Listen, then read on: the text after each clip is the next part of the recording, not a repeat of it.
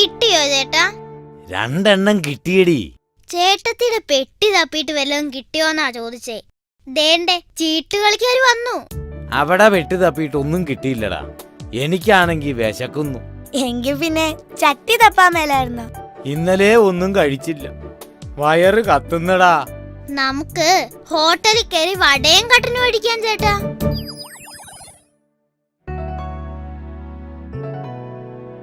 നമുക്ക് അവിടെ കേറി വല്ലതും കഴിക്കാം. ചേട്ടാ അത് സ്റ്റാർ ഹോട്ടലാ. സ്റ്റാർ തിന്നണ്ട, വട തിന്നാം. വട എന്തായാലും കേറി, ഇനി വരുന്നെടുത്ത് വെച്ച് കാണാം. ഗർഭമുള്ള ദോശയുണ്ടോ? എന്നതാടി അതിന് പറയുന്ന പേര്? മസാല ദോശ.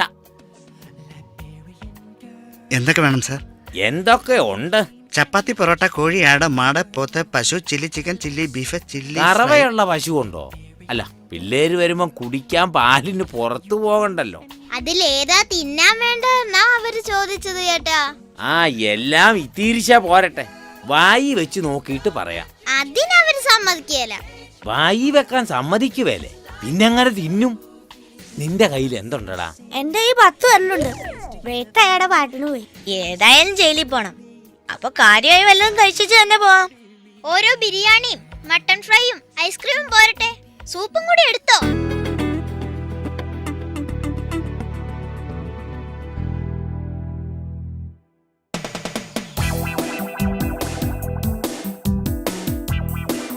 ബില്ലൊന്ന് കാണിച്ചാടാ. ബില്ലൊക്കെ കാണിക്കാം.